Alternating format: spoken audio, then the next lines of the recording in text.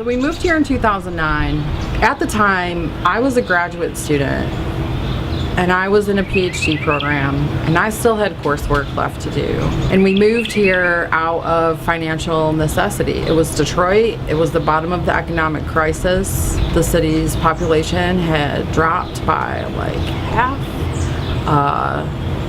It was a really serious time, and there were a lot of people struggling and no one was hiring.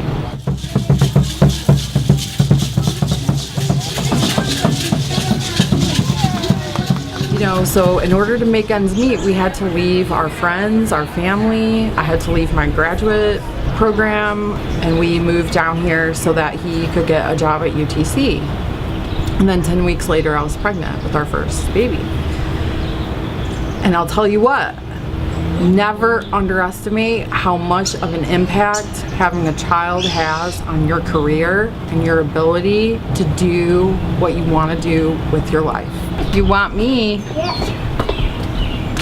you know, Daddy's gonna have to get you upstairs to bed here pretty soon. Yep. Yeah. Daddy's already upstairs. Oh, Daddy's already upstairs? I think he's downstairs. Can we go upstairs and get a bath? No. Yes. I have a ton of admiration for women who work and raise their kids at the same time.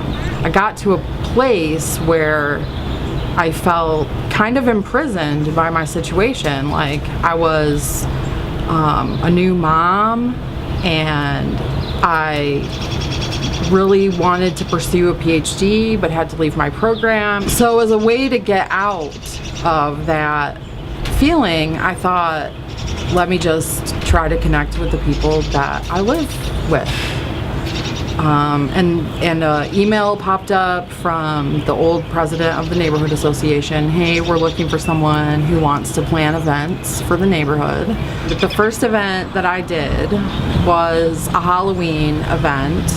First of all, to let everyone know which houses were going to be passing out candy and provide a map. We did a little map with everyone who signed up, and then we passed out candy in costume at Tatum Park. Just had neighbors all coming through while they were out and about with their families, and it was great. And there was an amazing cross-section of people coming out and hanging out at the park and then like congregating and chatting.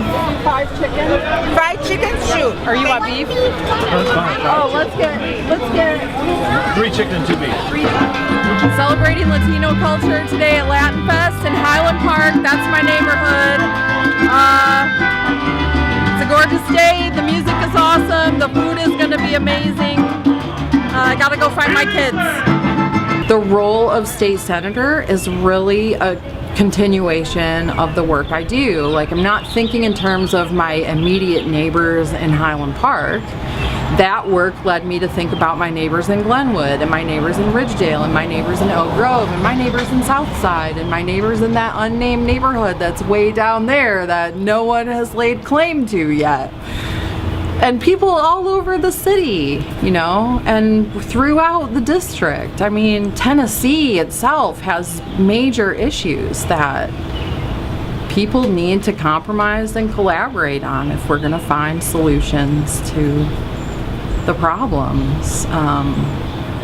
And the role as an organizer in Highland Park, building these relationships with people and understanding the dynamics of the neighborhood and the issues, the things that prevent civic engagement and neighborhood involvement. I think we can do better, and I think Tennessee deserves better. I think District 10 deserves better, Chattanooga deserves better. So I want to fight for better, make everybody's lives better. It sounds so democratic and idealistic. I realize that. And Highland Park is a neighborhood where people are living in poverty. People are living in poverty in this neighborhood. A third of my neighbors rely on government assistance to feed their kids. Most of the families in Highland Park are single parent families. They're systemic problems that a neighborhood leader can't solve. So if I want my impoverished neighbors to get out of poverty so that they can come and participate in the neighborhood organization events, then I have to do something about their poverty problem. It's a neighborhood that reminds me of places that I lived in Detroit, and it is a neighborhood that reminds me of the place that I grew up. Throughout the 90s, my stepmom worked as a school bus driver to support our family of 9, while my dad suffered from a chronic illness that kept him from working. We relied on state assistance. We relied on the food pantry at our church. We struggled to keep our utilities on. We struggled to keep the car running. It's an inescapable reality that leaves permanent marks on people who experience it, even when they manage to overcome it. And growing up a kid in poverty, I never could have imagined the opportunity and possibility of a moment like this. Speaking here in front of you and running for state senate. I can attest to the harsh realities of a life of poverty and violence, but I can also attest to the power and resilience of the human spirit. My life is a constant effort to break a cycle that has existed in my family for generations. It takes tremendous effort, a good education, lots of opportunities, relentless support from your friends and family and neighbors, and quality healthcare providers that you can afford and have insurance to help you pay for. It's time to put the people of Tennessee over the political aspirations and agendas of our elected officials. You are the people. I need your help, your wisdom, your insight, your support.